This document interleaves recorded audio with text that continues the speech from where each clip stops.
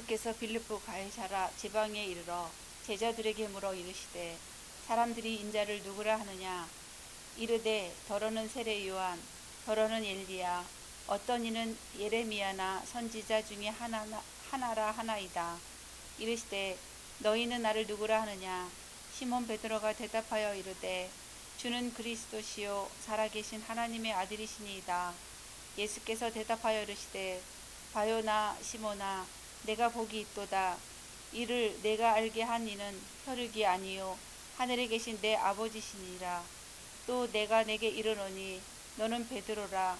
내가 이 반석 위에 내 교회를 세우리니 음부의 권세가 이기지 못하리라. 내가 천국 열쇠를 내게 주리니 내가 땅에서 무엇이든지 매면 하늘에서도 매일 것이요 내가 땅에서 무엇이든지 풀면 하늘에서도 풀리리라 하시고, 이에 제자들에게 경고하사 자기가 그리스도인 것을 아무에게도 이르지 말라 하시니라. 이때로부터 예수 그리스도께서 자기가 예루살렘에 올라가 장로들과 대제사장들과 서기관들에게 많은 고난을 받고 죽임을 당하고 제3일에 살아나야 할 것을 제자들에게 비로소 나타내시니 이는 하나님의 말씀입니다. 하나님 감사합니다. 아멘. 예, 한 주간 평안하셨습니까? 후쿠시마 핵 오염수 방류가 이렇게 지난 24일부터 시작되면서 이렇게 참 편치가 않습니다. 이 결과가 어떻게 돌아올지 그 누구도 알 수 없는 상황이지요. 미국은 안전하다고 지지한다고 이야기하지만 참 역설적이게도 가장 많은 핵미사일을 가지고 있고 핵시설을 가지고 있으며 핵실험을 하는 나라가 하는 이야기이기 때문에 그것이 안전을 담보하지 않는다는 것은 삼척동자도 알 수 있는 사실입니다. 참 그 누가 안전을 담보할 수 있겠습니까? 또 인류의 이 기후 위기도 앞에 서 있는 이 문제만도 참 버거운데 생태계에 가해지는 이런 인류의 이런 폭행에 가까운 이런 일들이 참 기도하게 되고 또 한탄하게 되고 하나님 앞에 기도하는 것조차도 참 쉽지 않은 때입니다. 참 부디 인류에게 안전하기를 기원합니다. 일본 정부를 위해서가 아니라 참 이 땅을 살아가는 인류를 위해서 우리는 기도하지 않을 수 없습니다. 하나님이 지으신 이 지구 생태계가 참 한계에 와 있는 상황에서 그걸 자정할 수 있을까 하는 염려도 늘 한곁에 있습니다. 참 인류 위에 하나님께서 긍휼 베푸시기를 원합니다. 24절기를 지나면서 처서 기간을 지나고 있는데 마음이 편치 않으니 이 처서 기간도 만끽하기가 참 어렵습니다. 그래도 하나님의 이으신 이 창조 세계를 거닐며 참 이 지구별 위를 걷는다는 것 자체가 기적이라는 사실을 깨달으며 아침 저녁으로 틈나는 대로 이렇게 걷습니다. 참 늘 은혜 위에 서서 걷는 또 주님과 동행하는 시온의 모든 지체들이 되었으면 좋겠습니다. 또 삶의 자리에서 늘 강건할 수 있기를 빕니다. 갈릴리 북부였던 두로와 시돈에서 이제 예수님의 이 위치가 헤르몬산 발치에 자리 잡은 가이사라 빌립보로 이렇게 옮겨졌습니다. 가이사라 빌립보 지역은 이 갈릴리 호수에서 30km 북쪽에 위치한 도시입니다. 지금은 이제 그 흔적들이 남아 있는 곳인데요. 이곳에서 이 마태복음의 핵심이라고 할 수 있는 주는 그리스도시요 살아계신 하나님의 아들이십니다라는 이 베드로의 신앙 고백이 있었던 곳이기도 합니다. 신앙 고백의 장소가 가이사라 빌립보였다는 사실도 의미심장합니다. 고대에는 이 가이사라 빌립보는 파니아스 또는 판이라고 불렸던 도시입니다. 그러니까 판신을 섬겼던 도시라는 의미입니다. 헤롯 대왕은 이 판신을 섬겼던 이 파니시아라는 지역에 로마 황제인 가이사 아우구스투스를 기념하는 신전을 헌정하였습니다. 그리고 이 헤롯의 아들 빌립도 자신의 아버지 이 헤롯 대왕처럼 대왕으로 불리우고 싶은 마음들이 있었습니다. 그래서 헤롯 아들 빌립은 이 도시를 확장한 후에 도시의 이름을 가이사라 그리고 자신의 이름을 붙여서 빌립보 가이사라라는 이름으로 칭했습니다. 이는 로마 황제는 로마가 다스리는 모든 곳에서 신으로 간주되었지만 특별히 빌립보 가이사라는 황제의 소유지이고 또 황제가 주이고 황제가 신으로 추앙받는다는 그런 의미를 담고 있는 도시입니다. 이런 장소에 오셔서 예수께서 베드로에게 묻고 또 답하는 과정 속에서 오늘의 신앙 고백이 등장합니다. 예수가 주님이시고 그리스도이시다라고 발설하게 된 것이지요. 이후에 이런 고백은 죽음을 각오해야 했습니다. 사실 많은 초기 그리스도인들이 로마 제국에 의해 죽임당한 것은 이 고백 때문이었습니다. 황제가 참 주가 아니고 예수가 주라는 고백 때문입니다. 천주교 전례 역사를 우리가 이렇게 역사 시간에 배웠을 것입니다. 그래서 지나가듯 배웠기 때문에 잘 기억이 나지 않는데요. 초기 천주교는 조선 말에 들어와서 많은 박해를 경험했습니다. 신해, 신유, 기해, 병호, 병인 박해로 이어지는 박해로 수만 명의 천주교인들이 순교했던 역사가 이 땅에 흐르고 있습니다. 조선이라는 나라에는 임금이 곧 주였습니다. 그 임금이 아닌 다른 임금이 있다라고 고백했던 것이 천주교 신자들이었습니다. 그래서 그들이 죽임당하는 이유이기도 했습니다. 신앙 고백을 이유로 성서시대뿐만이 아니라 이 땅의 기독교 전례에도 신도들은 목숨을 잃었던 것이지요. 이런 배경을 담고 있는 곳에서 예수께서 제자들에게 내가 누구냐라고 물으셨고 다양한 대답이 등장합니다. 그래서 사람들은 세례자 요한, 또 엘리야, 에레미야, 예언자 가운데 한 분이라고 대답합니다.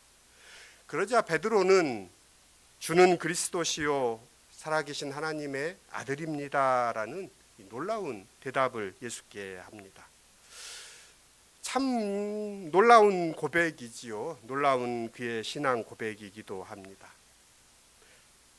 이런 대답은 단순히 지적인 그런 고백이 아니라 자신의 신앙 고백과도 연결되어 있습니다. 그러면서 이제 베드로의 고백 이후에 예수의 사역은 달라집니다. 사람들이 나를 누구라고 하느냐라는 예수의 물음에 제자들은 앞다투어 이야기했던 것처럼 여러 대답을 내놓습니다. 그러면서 예수님께서 너희는 나를 누구라고 하느냐라고 다시 고쳐 물으시지요. 이 두 번째 질문은 자신의 대답, 또 자신의 고백을 요구하는 물음입니다. 그래서 대답이라기보다는 고백에 가까운 물음입니다. 고백은 자신의 존재와 얽혀 있는 대답입니다. 그래서 함부로 말할 수가 없는 물음이기도 합니다.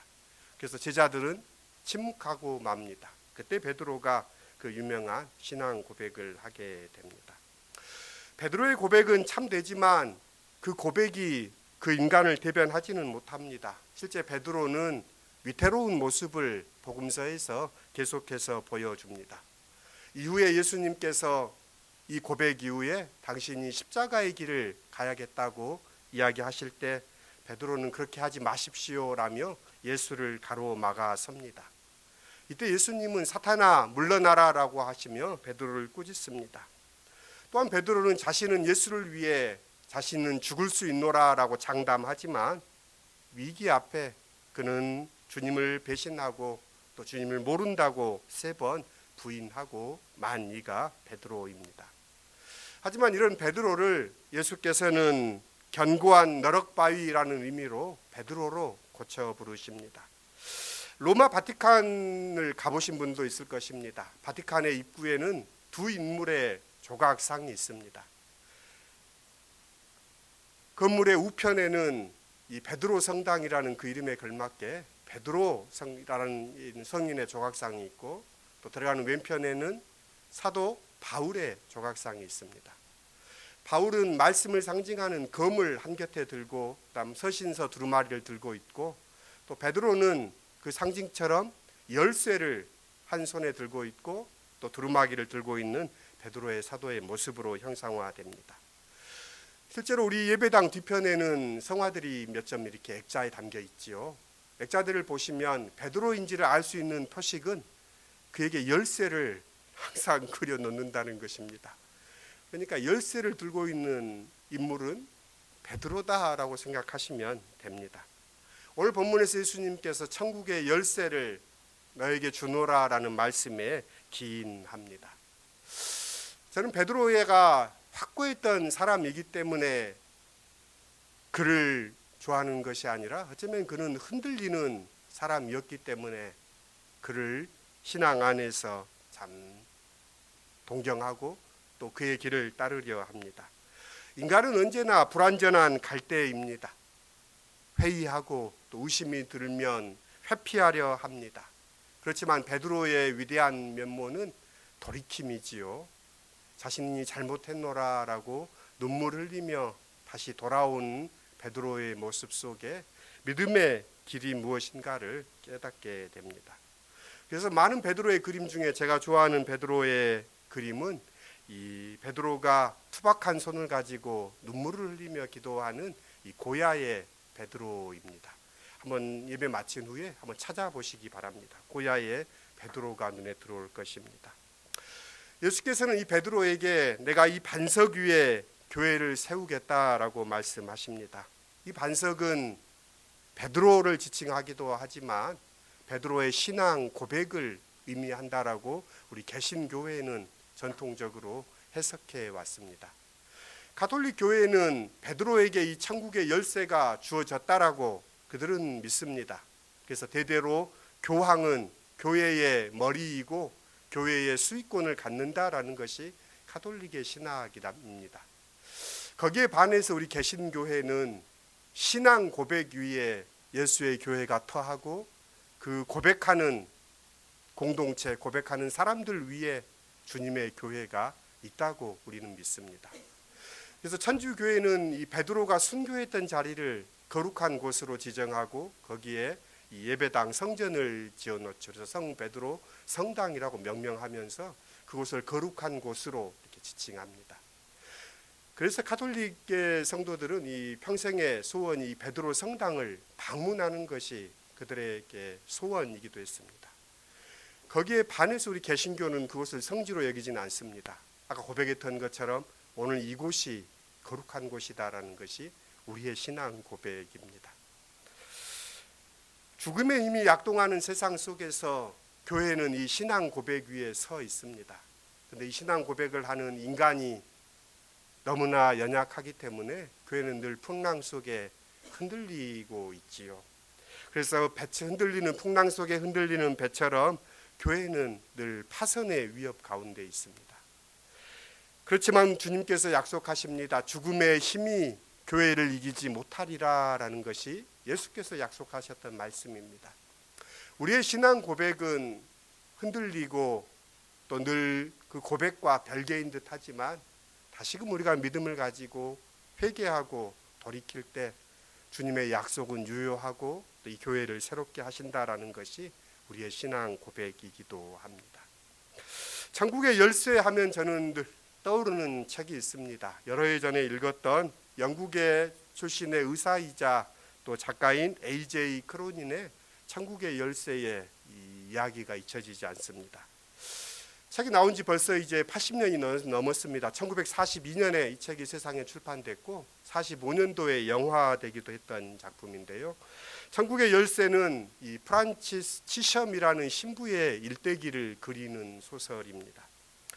이 이야기 속에는 두 인물이 등장합니다. 상반된 성격의 주인공이 등장하는데요. 이 프란치스 치섬과 또 그의 조연이 될 수 있는 안셀모 밀리라는 신부가 등장합니다.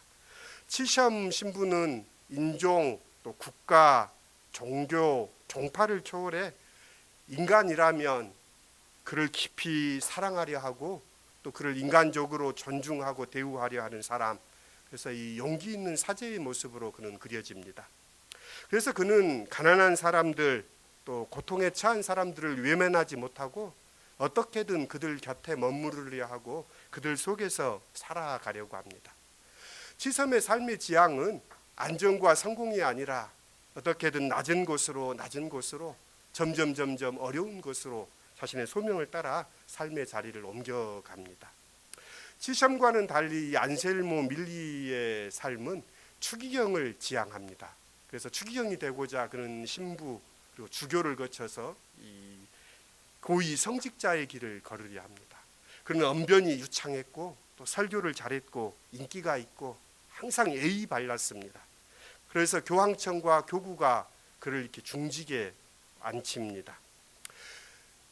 거기에 반해서 치샴은 카톨릭과 개신교의 차이도 개의치 않습니다. 그래서 이 선교지에서 감리교 선교사와 협력하여 기꺼이 사역하는 모습으로도 그려집니다. 그래서 가난한 사람들을 멸시하고 도도하고 오만한 귀족들이나 부자들보다는 이 치샴은 가난한 사람들의 편에 서려 합니다. 그들과 함께하고 또 그들을 위로하려고 애쓰는 이 치샴의 행동은 교황청이 보기에는 어리석은 방향으로 보였습니다. 그래서 이 치샴을 어리석은 인물, 위험하다라고 평가했습니다. 교황청의 교육 성직자들은 이 치샴을 실패한 이 신부로 여겨서 변두리로 보냅니다. 그래서 후에는 모두가 꺼리는 중국 저장성 파이란의 선교사로 보냅니다. 그는 그곳에서 35년 동안의 선교 사역을 감당합니다. 이 파이탄에 부임하기 직전에 이 친구였던 안셀모에게 그는 편지를 받습니다. 이 파이탄 지역의 선임자였던 로울러 신부가 선교를 훌륭하게 했다는 서신을 받습니다. 그래서 그곳에 가면 성당과 사제관이 훌륭하게 지어져 있고 400명의 영세받은 신자들이 그곳에 있다라고 이 편지를 받았습니다. 근데 실제 파이탄의 현실은 전혀 달랐습니다. 치샴이 그곳에 가보니 파이탄은 가난한 지역이었고 또 그곳의 건물들은 이미 흔적도 없이 사라졌고 400명의 신자는 온데간데 없고 남은 신자인 왕씨 부부는 새롭게 부임한 신부에게 어떻게든 돈을 뜯어내려고 하는 사기꾼에 가까운 인물이었습니다. 치샴은 여러 마찰이 있었지만 왕씨 부부를 내보냅니다. 근데 왕씨 부부는 저기를 가지고 치샴을 해코지하려 합니다. 그런 상황에서 치샴은 자신이 선교지에 부임하기 전에 이 전문의는 아니지만 응급치료와 또 보건 의료에 대한 교육을 받고 그곳에 옵니다. 그래서 선교 사역도 하지만 진료소를 차려서 그곳에서 선교를 이어갑니다. 어느 날 그 지역의 부호였던 이 차씨라는 이 사람이 외동 아들이 크게 다쳐서 사경을 헤맨다는 소식을 듣습니다. 치샴이 그 아이를 아무 이야기 없이 이렇게 고쳐줍니다. 며칠간의 애를 써서 그 아이를 고쳐냅니다. 그러자 차씨가 그에게 다가와서 이야기합니다. 당신이 아들을 고쳤으니 제가 보답으로 세례를 받아야 합니까? 라고 차씨가 풀이 죽어 치샴에게 묻습니다. 치샴이 그때 머리를 흔듭니다. 믿음은 그런 것이 아닙니다. 그리고 거절합니다. 차씨에게 굴욕적인 믿음을 강요한 것이 아니라 아들의 완쾌를 보답으로 믿음을 요구하지 않고 그를 그냥 돌려보냅니다. 근데 차씨는 그냥 돌아갈 수가 없어서 자신이 가지고 있는 땅 중에 입지가 좋은 땅을 성당을 지으라고 내주고 성당 신축을 도와줍니다. 그러면서 35년의 시간이 지나가는데요. 파이탄 지역에 홍수도 나고 또 중국에 내란이 나면서 비적들이 일어나고 또 패스트가 창궐해 수많은 사람들이 이렇게 피난을 가는 상황입니다. 근데 치샴은 피난도 가지 못하고 그곳에 살아야 하는 가난한 사람들을 참아 버리지 못하고 그곳을 떠나지 않고 그곳에서 고아를 돌보는 사역을 이어갑니다. 이런 치샴의 행동과 삶을 지켜본 차오는 그 시간들이 다 지나가고 어느 날 다시 이 치샴에게 와서 자신에게 영세를 달라고 요구하는 장면들이 이 장면에 그려집니다. 이 천국의 열쇠는 믿음은 어떻게 주어지는가를 그려 보여줍니다. 어떻게 보면 천국의 열쇠란 내가 이 주님을 믿습니다라는 단순한 고백으로 주어지는 것이 아닙니다. 예수께서 사셨던 삶을 살아가는 사람들에게 천국의 열쇠는 주어진다는 것을 이 소설은 그려 보여줍니다. 사랑하고 자기를 희생하고 타인을 위해 자기의 삶을 나누는 것, 이것이 천국의 열쇠임을 저자는 독자들에게 보여줍니다. 신앙은 삶의 지향입니다. 무엇을 바라고 또 무엇을 구하고 무엇을 추구하며 사는가가 자신의 신앙입니다. 돈과 성공을 지향하며 살아간다면 돈과 성공이 나의 신앙이 되는 것입니다.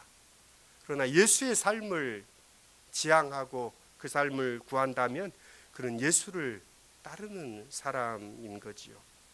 예수를 믿는다는 것은 그분이 누구인지 아는 것만을 의미하지 않습니다. 오히려 그분이 누구인지를 안다면 이제는 그분의 삶을 따라 살아가야 하는 것입니다. 신앙 고백은 마치 문을 여는 것과 같습니다. 하나님의 나라, 하나님의 세계의 문을 열고 그 문으로 들어가 그 세계를 거니는 것입니다. 그 삶의 길로 주님은 우리를 초대하십니다. 믿음의 여정에 나서는 시온의 지체들이 되실 수 있기를 바랍니다. 오순절 성령 강림이 지나고 이제 성령 강림절 후 13주가 지나갑니다. 그리고 9월이 시작하면 이제 창조절이 시작됩니다.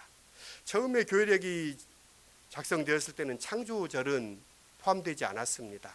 그러나 이제 6, 70년대 산업화가 되면서 이 하나님이 주신 창조 세계가 급격히 파괴되는 것을 경험하면서 세계 교회는 창조절을 이렇게 정해서 교회력에 넣습니다. 그러니까 창조절, 하나님이 지으셨던 창조주로서의 하나님이 지으신 이 세계를 우리가 믿는다면 하나님의 이 세계를 보호해야 하는 것이 우리의 신앙 고백과도 이어집니다. 그러니까 창조절은 하나님이 지으신 이 세계 안에 함께 살아가는 동식물뿐만이 아니라 이 세계를 보존하겠다는 우리의 지향을 담고 있는 의미이기도 합니다. 자연을 파괴하고 착취하는 것이 아니라 돌보고 보존하는 것, 이것이 창조주를 믿는 우리의 신앙 고백이기도 합니다. 예수를 구주로 고백한다는 것은 무엇일까요? 그분의 삶을 사는 것입니다. 예수를 따르기를 원했던 바울 사도는 로마서 12장에 예수 따르는 삶을 잘 요약해 삶의 비결로 우리에게 소개합니다. 형제자매 여러분, 그러므로 나는 하나님의 자비하심을 힘입어 여러분에게 권합니다. 여러분의 몸을 하나님께서 기뻐하실 거룩한 산 제물로 드리십시오. 이것이 예배입니다 라고 바울은 우리에게 이야기합니다. 덧붙여서 사도 바울은 여러분은 이 시대의 풍조를 본받지 말고 마음을 새롭게 함으로 변화를 받아서 하나님의 선하시고 기뻐하시고 온전하신 뜻이 무엇인지 분별하도록 하십시오. 사랑에는 거짓이 없어야 합니다. 악한 것을 미워하고 선한 것을 굳게 잡으십시오. 형제의 사랑으로 서로 다정하게 대하고 존경하기를 먼저 하십시오. 여러분을 박해하는 사람을 축복하십시오. 축복을 하고 저주를 하지 마십시오. 기뻐하는 사람들과 기뻐하고 우는 사람들과 함께 우십시오. 서로 한마음이 되고 교만한 마음을 품지 말고 비천한 사람들과 함께 사귀고 스스로 지혜가 있는 채 하지 마십시오. 세상은 힘있고 멋있고 능력 있는 사람들과 사귀고 싶어 합니다. 그러나 바울 사도는 비천한 사람들과 함께 사귀고 스스로 지혜 있는 채 하지 마십시오 말합니다. 심지어 아무에게도 악을 악으로 갚지 말고 모든 사람이 선하다고 생각하는 일을 하려고 힘쓰십시오. 이것이 예수 따르는 삶이라고 이야기합니다.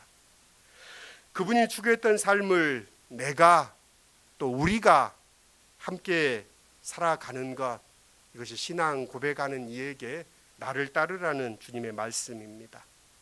자기 욕망에 대해서 부인하고 하나님의 뜻에 순종함으로 이웃사랑과 의의 길을 걷는 오늘의 교회, 또 오늘의 신앙인, 오늘의 믿는 이들이 될 수 있기를 기원합니다. 오늘 설교의 제목처럼 내 주를 따라 살리라, 이 고백을 잊지 않기를 바랍니다. 표대 대신 예수를 놓쳐버립니다.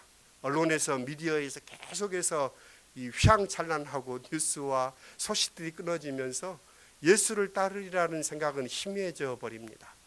그러나 주의 날 주님 전에 나와 주님이 우리를 다시금 부릅니다. 나를 따르라 라는 주님의 말씀을 듣고 내 주를 따라 사는 우리 모두가 되실 수 있기를 기원합니다. 예수께서 가이사랴 빌립보에 머무셨듯이 어쩌면 우리가 살아가는 세상은 황제의 도시처럼 보이는 세상의 한가운데 살아갑니다. 그러나 하나님, 이 세상 가운데에서 주는 그리스도시요 살아계신 하나님의 아들입니다 고백하는 이로 저희를 불러주셨습니다. 우리의 구하는 것, 우리의 바라는 것이 어디에 있습니까? 주님을 따르며 주님을 따르는 우리의 신앙의 고백이 잃지 않은 삶을 살 수 있기를 원합니다. 성령 하나님, 우리를 주의 길로 이끌어 주십시오.